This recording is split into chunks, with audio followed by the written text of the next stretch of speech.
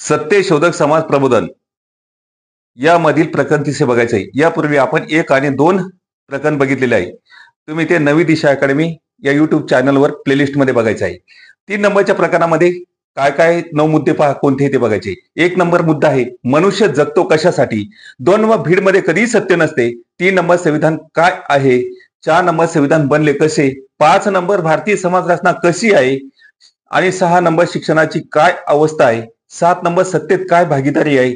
8 उद्योगात किती भागीदारी मिळाली। 9 शेवटी भागीदारी जमीन। अशा प्रकारचे 9 मुद्दे आपल्याला आज बघायचे आहे। आता यामधील 1 नंबर मुद्दा बघूया। मनुष्य जगतो कशासाठी। समाजशास्त्रांनी म्हटलेले आहे फारच थोडे लोक जीवन जगत असतात आणि बहुतेक लोक दिवस मोजत असतात। त्याला हिंदी भाषेत दिन गुजारणं म्हणतात। त्यांनी म्हटले आहे खाणे झोपणे आणि प्रातविधी करीत राहणे म्हणजे जगणे नव्हे, ते जनावरांचे जगणे असते। मनुष्याचे जीवन जगण्याचे उद्दिष्ट असावे आपल्या जीवनात सुख आनंद व शांती मिळवणे। सुखाचा संबंध शरीराशी आहे, त्याला भौतिक सुख म्हटले आहे। ही त्याची खालची पहिली गरज आहे। अन्न वस्त्र निवारा प्राप्त झाल्यास पूर्ण होते। दुसरी गरज आहे आनंद। आनंदाचा संबंध मनाशी आहे, जो त्याला संगीत नृत्य कला संस्कृती सेक्स यामध्ये प्रत्यक्ष भाग घेतल्यानेच मिळते। तिसरी गरज शांती। शांतीचा संबंध त्याच्या आत्म्याशी आहे। मग आता शांतीचा संबंध त्याच्या आत्म्याशी आहे, पण आत्मिक शांतीसाठी त्याला शुद्ध प्रौढ ज्ञानाची जरूरत असते। Soul is the highest evolution of mind and brain plus knowledge physical to mind. आत्म्याच्या शांतीसाठी भारतीय धर्म संस्कृतकार यांनी सामान्य लोकांना ध्यान साधना विपश्यना मेडिटेशन इत्यादी मार्ग दाखवले, पण हे मार्ग अज्ञानी मनुष्याला काही उपयोगाचे नाही। भारतीय सो कॉल्ड अध्यात्मक म्हणजे उंदीर मारण्याची कला आहे, म्हणजे पिठात जर मिसळून मारण्याची कला आहे। त्यामुळे आत्म्याला शांती न मिळता त्याच्या भावनेला उन्मादित करून तो नशेत जगत असतो। मनुष्याला जीवनात सुख आनंद व शांती मिळवण्यासाठी ज्ञान सत्ता धन साधन आहे व हे प्राप्त करून घेण्यासाठी शिक्षण शासन प्रशासन उद्योग व जमीन हे 5 क्षेत्र आहे। कोणकोणते। 1 नंबर शिक्षण शासन प्रशासन उद्योग व जमीन हे 5 क्षेत्र आहे। मग या 5 क्षेत्रात आपण कुठे आहोत। स्वातंत्र्याच्या 75 वर्षात आपल्याला किती भागीदारी मिळाली हे जाणून घ्यावे लागेल। त्यासाठी आपल्याला देशात कोणते लोक किती आहेत कोणाला किती भागीदारी मिळाली ही माहिती घ्यावी लागेल आणि त्यांच्याही पहिले भारतीय संविधान काय आहे ते जाणून घ्यावे लागेल। कारण संविधानाविषयी बरेच लोक उठसूट चर्चा करत असतात। ज्यांनी संविधानाचे 1 पान सुद्धा वाचले नाही, पान तर सोडाच, पण ज्यांनी पहिल्या पानावरची प्रस्तावना पाहिली नाही तेही पान ठेल्यावर चर्चा करतात की संविधानाने देश का सत्यानाश कर दिया। संविधान ने देश का सत्यानाश कर दिया, उसे जला देना चाहिए। त्यात त्यांचा दोष नाही, कारण सामान्य लोकांना सत्य माहित नसते व ते माहिती करून घेण्याच्या भानगडीत ते पडत नाही। त्यांना फक्त आपल्या आज काम मिळाले उद्या कसे मिळेल, आज जेवण मिळाले उद्या कसे मिळेल याची चिंता असते। आणि सत्य नेमके काय हे शोधण्यासाठी व जाणून घेण्यासाठी त्यांची बुद्धी क्षमता नसते। मग ते माहोल किंवा भीड मध्ये सामील होत असतात, भीड बदलत राहतात। मग आता 2 नंबरचा मुद्दा बघायचा आहे आपल्याला। 2 नंबरचा मुद्दा आहे भीड मध्ये कधीही सत्य नसते। शास्त्रज्ञांनी म्हटले आहे सत्य के लिए कोई महामार्ग हाईवे नहीं होता, सत्य एक खोज है। जैसे पंछी अकेला उड़ता है उस मार्ग पर कोई दूसरा पंछी नहीं उड़ सकता, हर पंछी को अपना मार्ग खुद बनाना पड़ता है। तसे सत्य हे ज्याचे त्याला शोधावे लागते, परंतु सामान्य लोकांमध्ये ती क्षमता नसल्यामुळे तो अनुकरणीय प्राणी असल्यामुळे भीड मध्ये सामील होत राहतो। सामान्य लोक मेंढरासारखे भीड मध्ये चालत राहतात। समाजशास्त्रांनी म्हटले आहे की धूर्त लोक भीड माहोल निर्माण करतात व अज्ञानी मूर्ख त्यात सामील होत असतात। मग ती भीड राजनीतीची असो की धर्माची असो, भीड मध्ये कधीच सत्य नसते। पुढे त्यांनी म्हटले आहे अज्ञानी आदमी की आधी जिंदगी गलतियां करने में भीड़ बदल में जाती है और बाद की बची जिंदगी उस गलतियां पर पछताने में जाती है और सारी जिंदगी तमाम हो जाती है। म्हणून धूर्त लोकांनी भारतीय संविधानाविषयी सामान्य लोकांमध्ये जे भ्रम म्हणजे कन्फ्युजन निर्माण केले ते संविधान नेमके काय आहे ते कसे बनलेले आहे याविषयी थोडी माहिती सामान्य जनांना असणे जरुरीचे आहे. आता हे 2 मुद्दे आपण बघितले. 3 नंबरचा मुद्दा बघायचा आहे, संविधान काय आहे हे पहिलं आपल्याला जाणून घ्यायचं आहे.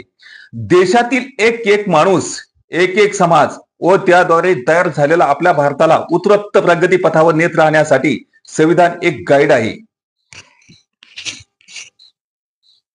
एक कायद्याचं पुस्तक, बुक ऑफ लॉ आहे. नदीचे 2 किनारे जसे पाण्याला सागराकडे वाहत जाण्यासाठी मदत करतात, पाण्याचा गुणधर्म आहे वाहत राहणे. कारण साठवलेले पाणी सडते, वाहते पाणी कधीच सडत नाही. तसेच मनुष्य हा जाती जातीच्या डबक्यात किंवा धर्माधर्माच्या तलावात सडत न राहता तो सतत प्रगती करत करत राष्ट्ररूपी महासागरात विलीन व्हावा, यासाठी भारतीय संविधान एक महानदी आहे, एक राष्ट्र धर्म आहे. या देशातील काही लोक बुद्धी चातुर्याची मुजोरी करून अति भोगवादी होऊ नये व काही अज्ञानामुळे अति क्लेश दुःख भोगणारा राहू नये, याचा मध्यम मार्ग, मिडल बिटवीन टू एक्स्ट्रीम, साधण्यासाठी नदीच्या 2 किनाऱ्याप्रमाणे कायद्याची चौकट मार्गदर्शक तत्वे आहे.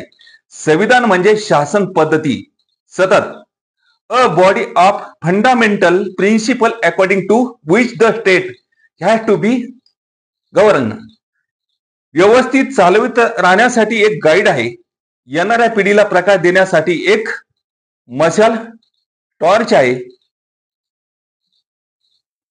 आता त्यानंतर 4 नंबरचा मुद्दा आपल्याला बघायचा आहे, संविधान बनले कसे. आपल्या देशाला आपण मातृभूमी म्हणतो. मातृभूमी म्हणजे ही आमची जन्मभूमी आपल्याला आई सारखी आहे. आई म्हणजे ईश्वराच्या आधी, ती ईश्वराच्या ही पहिले, म्हणजे ती ईश्वरापेक्षाही श्रेष्ठ. अशा आईचा नैसर्गिक गुणधर्म काय आहे, तर आईला सर्व मुलं समान असतात आणि याच अर्थाला अभिप्रेत धरून भारतीय संविधान करण्यात आले. 15 ऑगस्ट 1947 ला भारत स्वतंत्र झाला आणि 26 जानेवारी 1950 ला डॉक्टर बाबासाहेब आंबेडकरांनी या देशाला एक नवीन संविधान तयार करून दिले. आईला जशी सर्व मुलं समान असतात, तसेच या देशात ज्याचा ज्याचा जन्म झाला त्या व्यक्तीचा देशातील साधन संपत्तीमध्ये बरोबरीचा अधिकार आहे. मग ती व्यक्ती कोणत्याही जाती जन्माला आलेली असेल किंवा आपल्या आध्यात्मिक शांततेसाठी कोणत्याही धर्मातील कोणत्याही देवाची उपासना करीत असो, मातृभूमीने त्या व्यक्तीला आईप्रमाणे समान लेखले पाहिजे, असा या संविधानाचा गाभा आहे. त्याला आपण धर्मनिरपेक्ष म्हणतो. म्हणजेच जात धर्म लिंग भेद न करता प्रत्येक व्यक्तीला सुखी होण्यासाठी संधी उपलब्ध करून देणे हे संविधानानुसार सरकारचे काम आहे. भारतीय संविधानामध्ये समानता आहे, पण समानतेचा अर्थ देशाचे धन सारखे वाटून घ्या असा नाही. समानता म्हणजे प्रत्येक व्यक्तीला धर्मनिरपेक्ष त्याच्या योग्यतेनुसार काम व त्याच्या कामाला त्यानुसार मूल्य मिळाले पाहिजे. प्रत्येक मनुष्याला आपापल्या क्षमतेनुसार सुखाने जगता आले पाहिजे.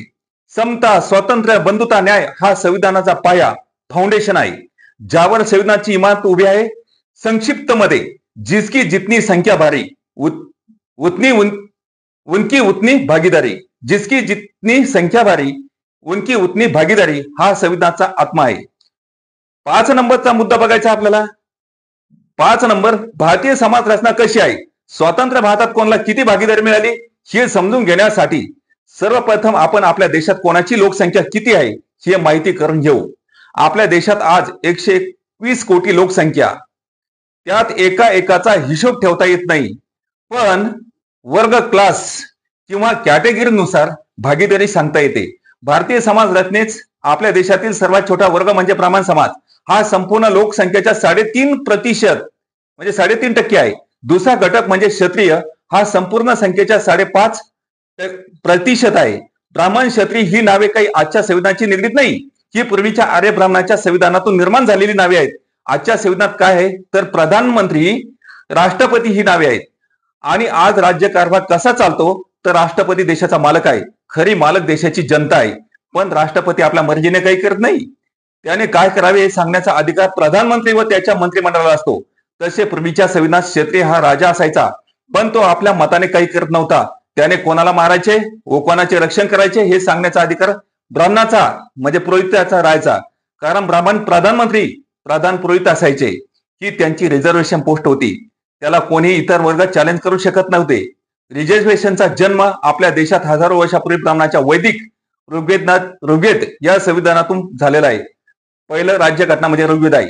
या संविधानाने ज्यांना अधिकार नाकारले त्यांना नवीन स्वतंत्र भारताच्या संविधानाच्या बरोबरीचा अधिकार देण्याचा प्रयत्न डॉक्टर बाबासाहेब आंबेडकरांनी केलेला आहे. आणि त्यामुळे रिझर्वेशन विषयी बॉम्ब चालू आहे.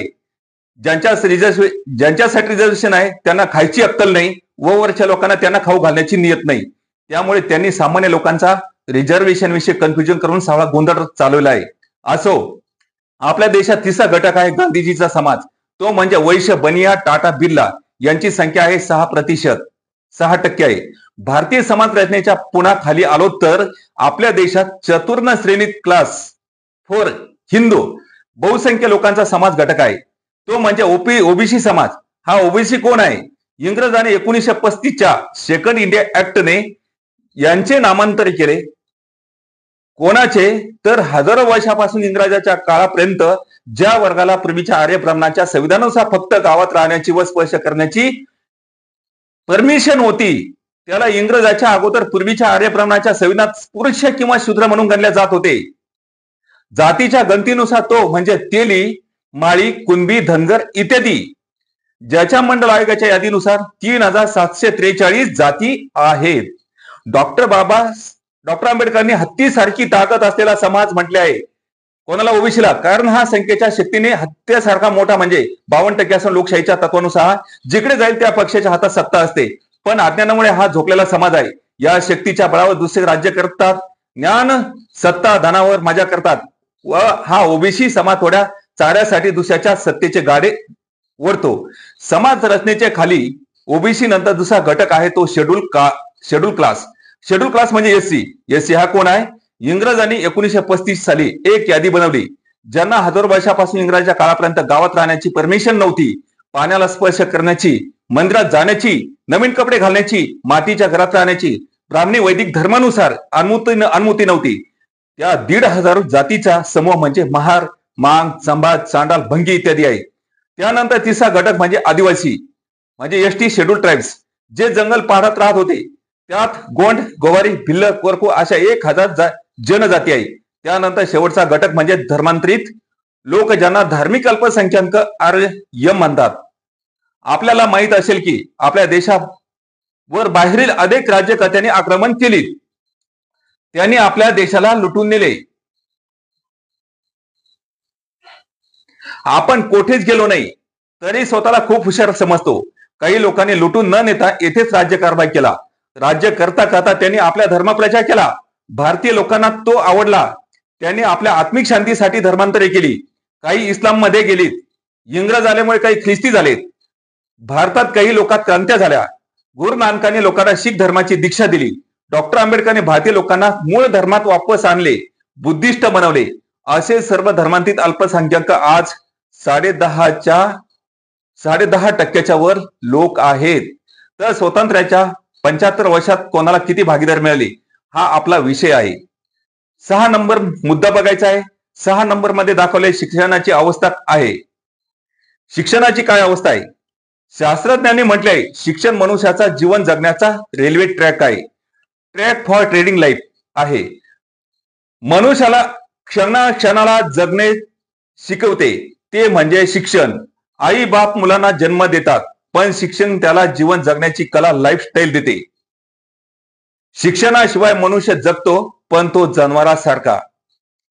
मनुष्यांचे जानवरीकरण घालून त्याला माणुसकीकडे नेण्यासाठी शिक्षण एकमेव साधन आहे. परंतु हजारो वर्षापासून भारतीय लोकांना मनुस्मृतीच्या धर्म कायद्यानुसार शिक्षणाची बंदी होती. ती महात्मा फुलेने 1848 साली शिक्षण सार्वजनिक करून तोडली. तेव्हापासून भारतीय बहुजन समाज थोडा थोडा शिकू लागला. महात्मा फुलेंच्या अपेक्षेनुसार सक्तीचा मोफत व शिक्षणाचा कायदा झाला असता तर आज स्वतंत्र भारतामध्ये 100% लोक शिक्षित झाले असते. परंतु सत्ताधाऱ्यांची इच्छाशक्ती नसल्यामुळे स्वातंत्र्याच्या 75 वर्षात 65% लोक अशिक्षित व निरक्षर आहेत. संयुक्त राष्ट्र संघाला युएन रिपोर्ट देऊन डोळ्यात धूळ फेकण्याची जशी गरिबी रेषा खाली लोकांची खिल्ली उडवली तशीच मागील 2 पंचवार्षिक योजनेत प्रौढ शिक्षणाच्या नावाखाली देशांचे करोडो रुपये बर्बाद केले व साक्षरतेचे प्रमाण वाढवण्याचे नाटक केले.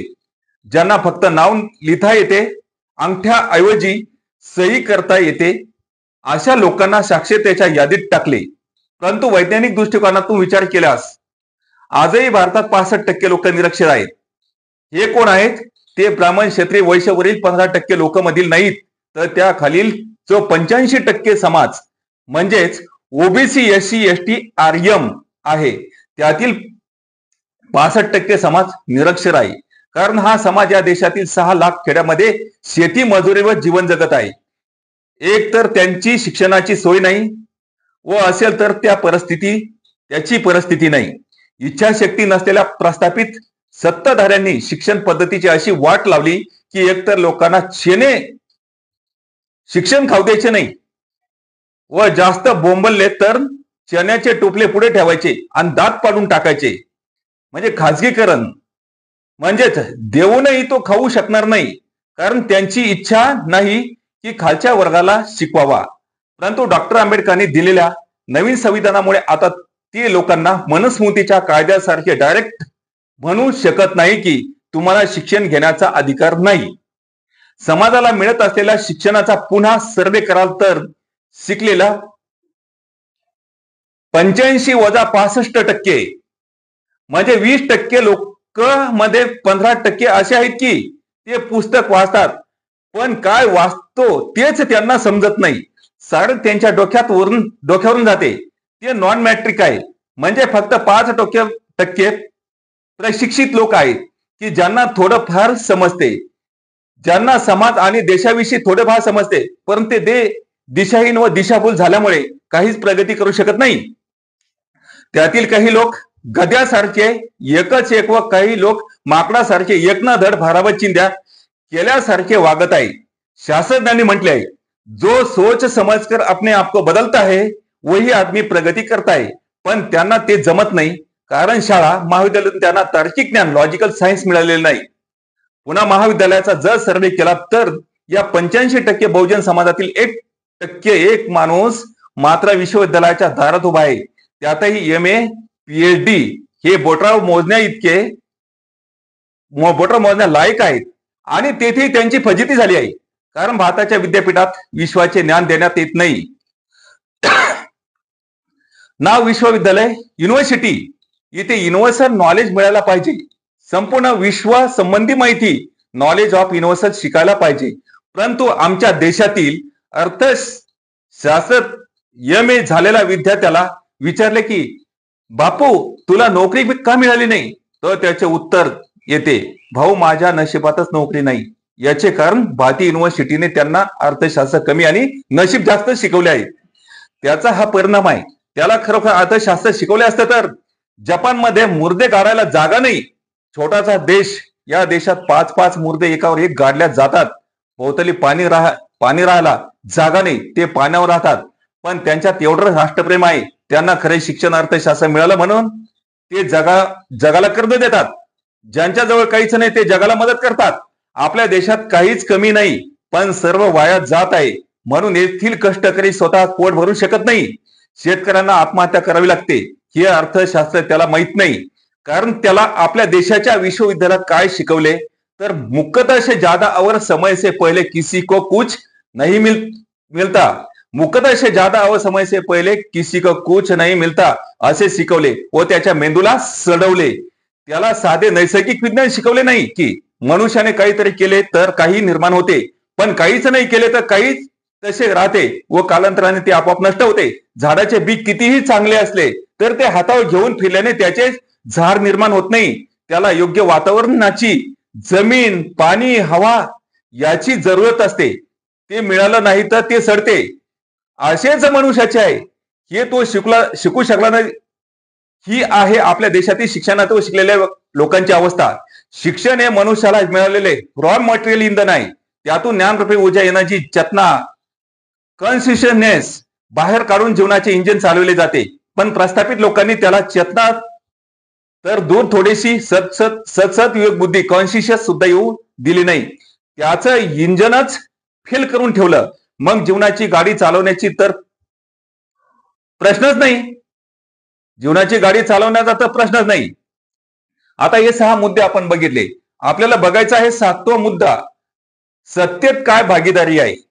सत्ता म्हणजे तराजू वाटण्याचा अधिकार, सत्ता म्हणजे आपले मुख्य ठेवण्याचा अधिकार, मूल्य ठेवण्याचा. सत्ता म्हणजे या देशातील शासन प्रशासनामध्ये हिस्सा संविधानाचा समानता आहे. पण प्रत्यक्षात काय मिळाले? 3.5% ब्राह्मण अल्पसंख्याक वर्गाने 70% भागीदारी म्हणजेच आपल्या संख्येच्या 20 पट जास्त घेतली. हे तर सर्व कॅटेगरी क्लास 3 क्लास 4 मिळून आहे. पण येथे पॉवर अथॉरिटी आहे.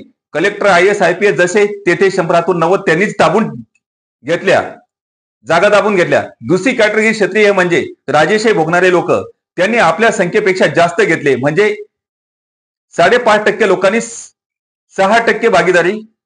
तिसरा वर्ग आहे 6% भागीदारीचा म्हणजे तो वैश्य समाज. हा उद्योग करलेला टाटा, बिर्ला, अंबानी, गांधीजीचा समाज यांनी 6 पैकी 6 म्हणजे 100% भागीदारी मिळवली.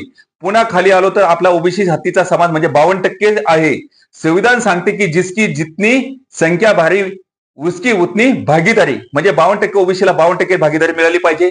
ते 52% चपराशी नाही तर 52% कलेक्टर, 52% IAS, 52% IPS व 52% जजेस इत्यादी. पण स्वातंत्र्याच्या 75 वर्षात किती भागीदारी मिळाली? फक्त 4.53%. त्यात पॉवर पोस्ट नाही. साऱ्या क्लास 3 क्लास 4 या ते कोणाच्या हातपाय धरून किंवा पैसे देऊन मिळवलेल्या. ओबीसी समाजाला त्यांची भागीदारी तर नाहीच दिल्या गेली, पण त्यांच्यात न्यूनगंड फैलवण्यात आले. वरच्या वर्गाकडून त्यांना सांगण्यात आले, तुम्ही हुशार नाही, तुम्ही आमच्या सोबत कॉम्पिटिशन करू शकत नाही, म्हणून तुम्हाला मोठ्या पदाच्या नोकऱ्या मिळत नाही. आमचे ओबीसीचे नंदीबैल लीडर, कारण चांगल्या लोकांना उच्च वर्गात लीडर बनू देत नाही. स्वतः तसेच ते असल्यामुळे वरच्याची रीव ओढतात. पण खरेच ओबीसीत हुशार लोक नाहीत का? जर ओबीसी सायन्स शिकून इंजिनियर होऊ शकतो, डॉक्टर होऊ शकतात, तर मग कलेक्टर IAS का होऊ शकत नाही? कलेक्टर IAS व्हायला तर सायन्स शिकण्याची जरूरत नाही. म्हणजे ओबीसी हुशार आहेत पण त्यांना संधी का नाकारली? कारण डॉक्टर, इंजिनियर यांच्या हाती पॉवर राहत नाही. डॉक्टर 10/10च्या कमऱ्यात म्हणजे खोलीत प्रॅक्टिस करतो. इंजिनियर मशीन मध्ये हात काळे करतो. परंतु कलेक्टरच्या हाती पॉवर असतो, तो जिल्ह्याचा बादशाह असतो. IASच्या हाती पॉवर असते, म्हणून ओबीसीला पॉवर पोस्ट पासून दूर ठेवले गेले. शास्त्रज्ञांनी म्हटले आहेत, मातीचे काय बनवायचे हे मडके घंगाळ ते माती ठरवत नाही, ते कुंभार ठरवतो. तसेच या मनुष्याचे काय बनवायचे, त्याला मच्छर बनवायचे की पैलवान बनवायचे हे तो मनुष्य स्वतः ठरवत नाही, त्याला कुंभारच ठरवतो. मनुष्याला बनवणारे 2 कुंभार आहेत, एक धर्मसत्ता आणि दुसरी राजसत्ता. हे 2 कुंभार आहेत. धर्मसत्ता मनुष्याचे मन तयार करते व राजसत्ता त्याचे शरीर. मनुष्य मन व शरीर या 2 तत्वाचा बनलेला आहे. धर्मसत्ता व राजसत्ता चालवणारे हे एकाच घरचे लोक प्रेस्टेज ऑफ पॉलिटिशियन आहेत. एक रेल्वे सारखी लाईन टाकतो तर दुसरा त्यावर सत्तेची गाडी चालवून तुम्हाला जेथे त्यांना न्यायचे आहे तेथेच घेऊन जातो. पण ओबीसीला स्वतःचे माइंड, सायंटिफिक, तार्किक ज्ञान नसल्यामुळे त्याच्या लक्षात येत नाही. समाज व्यवस्थेच्या उतरंडीत दुसरा एक घटक शेड्यूल क्लास यांना सत्तेत किती भागीदारी मिळाली? यांना संविधान लागू झाल्यापासून रिझर्वेशन आहे. हे रिझर्वेशन त्यांना का देण्यात आले? कारण त्यांना पूर्वीच्या संविधानांनी मनुस्मृतींना बिमार पाडले. त्यांना सार्वजनिक जीवनात कोणताच अधिकार नव्हता. म्हणून त्यांना वर आणण्यासाठी औषध म्हणून रिझर्वेशन देण्यात आले. हे रिझर्वेशन दुसऱ्या कोणाचे कमीच करून किंवा हिसकावून नाही, तर त्यांची जेवढी संख्या आहे तेवढे दिले. म्हणजे 15% SC ला 15% भागीदारी मिळावी आणि 10 ते 15 वर्षात द्यायला पाहिजे होते. परंतु स्वातंत्र्याच्या 75 वर्षात रिझर्वेशन अजून त्यांना फक्त 67% मिळाले. त्याही खालच्या पोस्ट, त्यात संडास साफ करणे व झाडू मारणवाल्यांची संख्या जास्त आहे, कारण तेथे दुसरा कोणीच जात नाही. त्यानंतर खाली आहे ST आदिवासी. हे लोक जंगल पाडात राहतात, यांचीही सामाजिक आर्थिक परिस्थिती वाईट आहे. यांनाही वर आणले पाहिजे, म्हणून डॉक्टर बाबासाहेब आंबेडकरांनी SC सारखे रिझर्वेशन देण्याचा आग्रह धरला. यांची संख्या 7.5% आहे, म्हणून त्यांना तेवढेच रिझर्वेशन देण्यात आले. पण आजपर्यंत फक्त 2% भागीदारी त्यांच्या हाती आली. योग्य उमेदवार मिळत नाही, उपलब्ध नाही असे खोटे रिपोर्ट सरकारला पाठवून त्यांच्या पोस्ट खाली ठेवतात.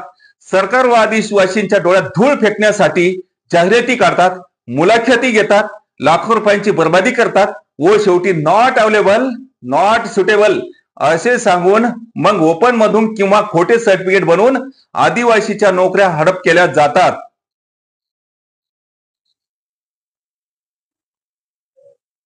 जेव्हा की संविधानानुसार प्रत्येक कॅटेगरीत योग्य उमेदवार तयार करणे ही सरकारची ड्युटी आहे.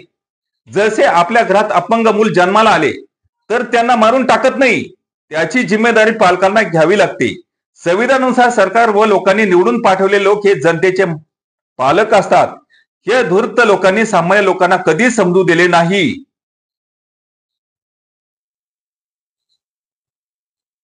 त्यापुढं आपल्या देशातील शेवटचा घटक म्हणजेच धर्मांतरित लोक. यामध्ये मुसलमानाची संख्या जास्त आहे, तेही देशाचे नागरिक आहेत. धर्म व देव बदलल्याने कदाचित आत्म्याला शांती मिळत असेल, पण पोटाची आग तर सर्वांना सारखी भासते.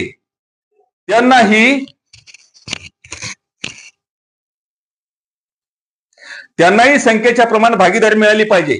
म्हणजे 10.5% लोकांना 10.5% भागीदारी, पण त्यांना फक्तच 2% हाती आलेली आहे. भारतीय मुसलमानांना भागीदारी तर दूर, त्यांना दुय्यम नागरिकांचा दर्जा देण्यात येत आहे. उच्च वर्गातील प्रस्थापित लोकांद्वारे असा प्रचार सुरू आहे की मुसलमान देशावर प्रेम करत नाही, त्यांना भागीदारी नाही, लाथा द्या. जसे सांगणेवाले देशावर प्रेम करून राहिलेत. सांगणेवाल्यांनी उच्च वर्ण जर देशावर प्रेम करत असते तर हा भारत देश इतका बरबाद कशाला झाला असता, चांदीसारखा चमकला असता. या देशात तर काहीच कमी नाही, पण सर्व सडून राहिले. मुसलमानांना दोष देण्यापूर्वी आपण कधी देशावर प्रेम केले का, हे स्वतःला विचारून. प्रेम म्हणजे काही सिनेमातल्या सारखा इलू इलू नाही. न्यूटन आपल्या थर्ड लॉ ऑफ मोशन मध्ये काय म्हणतो, for every action there is always equal and opposite reaction. म्हणजे भिंतीवर चेंडू जेवढ्या जोराने मारा तेवढ्या जोराने तो आपल्याकडे वापस येतो. तसेच समाजाला विज्ञानात प्रेमाचे आहे. तुम्ही जर दुसऱ्यावर प्रेम करा तर दुसरे तुमच्यावर प्रेम करेल, पण तुम्ही जर एखाद्या गाल फडत मारली तर तो काही तुमचे मुके घ्यायला धावून येणार नाही, तुमच्या गळ्यात हात टाकणार नाही. हे सर्व आपणास का सांगत आहे, कारण या देशात सतत मुसलमानांच्या शेपटीवर पाय देण्यात येत आहे. त्यांना भागीदारी तर नाहीच, पण कोठून तरी जुळवाजुळव करून तो पोटासाठी धंदा करत असतो. जेव्हा त्यांना टार्गेट करून दंगे, जाळपोळ, लुटपोट करून त्यांना रस्त्यावर आपल्याला आणले जाते आणि मग तो जेव्हा आपल्या सेफ्टी सिक्युरिटीसाठी धर्माच्या नावाने एक होऊन रस्त्यावर येऊन आक्रोश करतो, तेव्हा हे धूत लोक अज्ञानी लोकांना चिथून त्यांना सांगत फिरतात, देखो फन्ना निकाल रहा है, उसको कुचल डालो. मग मराल तरी तुम्हीच आणि माराल तरी तुम्हीच. यामध्ये आपल्या ओबीसी लोकांना अज्ञान ठेवून वापरून घेतल्या जाते. आपल्या देशात ओबीसी हा असा प्राणी आहे, तो आपल्या मुलाबाळांना अधिकारासाठी कधीही रस्त्यावर उतरत नाही. ज्यासाठी तो सकाळ संध्याकाळ भटांच्या देवासमोर जाऊन नाक रगडत राहतो. परंतु प्रस्थापित लोकांच्या युक्तिवादाला बळी पडून कधी जातीच्या नावाने तर कधी धर्माच्या नावाने लढून स्वतःही मरतो व आपल्या देश बांधवांना मारत असतो. हा ओबीसीचा इतिहास राहिला आहे. तर हे आहे सत्तेसाठी भागीदारीचे चित्र. वरच्या 15% ब्राह्मण, क्षत्रिय, वैश्य यांनी 85% भागीदारी घेतली व खालच्या 85% ओबीसी, एससी, एसटी, आरएम म्हणजेच पूर्वाश्रमीच्या शूद्र, अतिशूद्र यांना 15% भागीदारी मिळाली. म्हणजे 85च्या ऐवजी 15%च मिळाली. म्हणजे 85% फक्त 15% भागीदारी आहे, याच्यावरून समजून येते. म्हणजे संविधानाच्या समतेच्या तत्वाच्या अगदी उलटे झालेले आहे. यामधील 8 नंबरचा मुद्दा बघा. उद्योगात किती भागीदारी मिळाली. तुम्ही आपल्या देशातील नगरातून फिरा, मोठ्या औद्योगिक क्षेत्रात एमआयडीसी फिरा, तुम्हाला 90% उद्योग नुसत्या गांधीजीच्या लोकांच्या टाटा, बिर्ला, बजाज, जयस्वाल, अग्रवाल कब्जात दिसतात. 9% प्रतिशत उद्योग या देशातील ब्राह्मण आणि क्षत्रियांनी मिळवले व 1% उद्योग खालच्या लोकांच्या हातात आहे. कोणाच्या जे या वरच्या लोकांचे सत्तेचे गाडे ओढत आहे. म्हणतात ना, आपण कोणत्याही बैलांना ढेप टाकत नाही, जे आपला गाडा ओढतात त्यांनाच आपण टाकतो, अशी या खालच्या लोकांची अवस्था आहे. सत्तेचा गाडा ओढणारे बैल आपले आहेत, म्हणजे एससी, एसटी आणि ओबीसी, आरएम आहेत. यांना फक्त चारा मिळतो व सत्तेच्या गाड्यावर बसून ज्ञान सत्ता धनावर मौज ते लोक म्हणजे ब्राह्मण क्षत्रिय वैश्य मारतात. बाकी सर्व समाज सूर्यनिगेपासून डुबेपर्यंत यांच्या कारखान्यात पोटाची खळगी भरण्यासाठी हमाली करतात. उद्योग तर सोडाच, पण जेथे लाखो रुपये कमिशन मिळते, gas agency, petrol pump, rationing, dealership हे सारे वरच्या लोकांनी हडप केले. आपले लोक फक्त मजुरी करतात ते तर नाहीच, पण स्वातंत्र्याच्या अगोदर जे खालच्या लोकांचे व्यवसाय होते ते नष्ट केले व त्यांना मजूर बनवून सबसिडीवर जगवित आहे. तेली समाज स्वातंत्र्याच्या अगोदर तेलाच्या व्यवसायाने मालामाल होता. आज स्वतंत्र भारतात त्यांच्याजवळ तेलाची एखादी गिरणी कारखाना ऑइल मिल दिसत नाही. पारंपरिक कापूस निर्माण करणारा कुणबी एखाद्या कापसाच्या मिलचा मालक झाला नाही. कुंभाराचा व्यवसाय पण ठप्प झाला. पॉटरी इंडस्ट्रीज बनियाने काबीज केली. तिकडे बोटभर विणून पोटभर खाणारा गोष्टी त्याचे मागते बंद पडले. तो सबसिडीवर जगत आहे. एवढेच नाही तर शेवटचा चांबर त्याचाही चपला जोड्यांचा व्यवसाय टाटा बाटाने हिसकावून त्याला खिळे ठोकण्याच्या पलीकडे जाऊ दिले नाही. मग प्रश्न पडतो भारताचे स्वातंत्र्य कोणाला मिळाले. आता 9 नंबरचा मुद्दा बघूया. नंबर 9, शेवटी भागीदारी म्हणजे जमीन. डॉक्टर आंबेडकरांनी म्हटले होते, जो शेती करेल त्याला जमीन मिळाली पाहिजे. पण परिस्थिती उलटी झाली. जे शेती करीत नाही त्यांच्या जवळ शेकडो एकर जमीन गेली व जे शेती करू इच्छितात त्यांच्या जवळ जमीन नाही. देशातील 80% जमीन वरच्या लोकांजवळ आहे, जे कधी शेती करत नाही. त्याही पुढे त्यांनी उद्योगांच्या नावाने, शिक्षण क्षेत्रांच्या नावाने त्यांना पाहिजे ते शेकडो एकर जमीन बळकावून सरकारी पैशाने विकसित करून घेतल्या. दुसरीकडे भारतात 25% लोक भूमीन आहेत. ज्यांच्याजवळ इंचभर जागा नाही. 54% लोक भारतीय शेतकरी अल्पसंख्य भूधारक आहेत. अर्धा ते 2.5 हेक्टर जे पोट भरण्या पलीकडे काहीच करू शकत नाही. डॉक्टर आंबेडकरांनी शेतीचे राष्ट्रीयकरण करून शेतीला उद्योगाचा दर्जा मिळावा यासाठी संविधान बनवताना प्रयत्न केलेत, पण जवाहरलाल नेहरूंनी हे होऊ दिले नाही.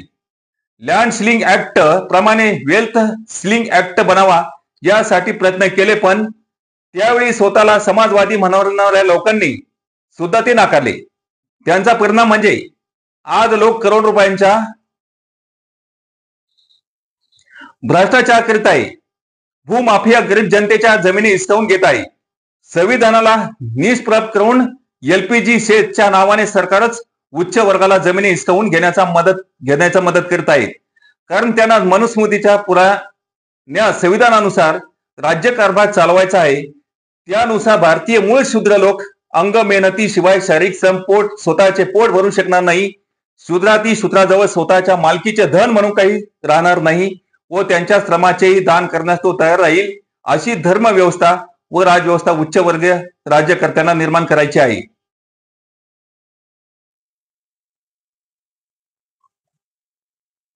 म्हणजेच मनुष्याला सुखी करण्यासाठी जे ज्ञान सत्ता धन पाहिजे त्या कोणत्याही क्षेत्रात भारतीय शूद्र अतिशूद्र लोकांना भागीदारी मिळाली नाही. आपण पुन्हा एक पायरी खाली जाऊ. सुखी व्हायला भागीदारी तर मिळालीच नाही, पण जिवंत राहण्यासाठी जगण्यासाठी जे पाहिजे ते तरी भारतीयांना, खालच्या नागरिकांना मिळते का? ते म्हणजे मूलभूत गरजा, अन्न, वस्त्र, निवारा. आज आपण या ठिकाणी प्रकरण 3 मध्ये 9 मुद्दे बघितले आहे. आता हे 9 मुद्दे आपल्याला समजले असेल.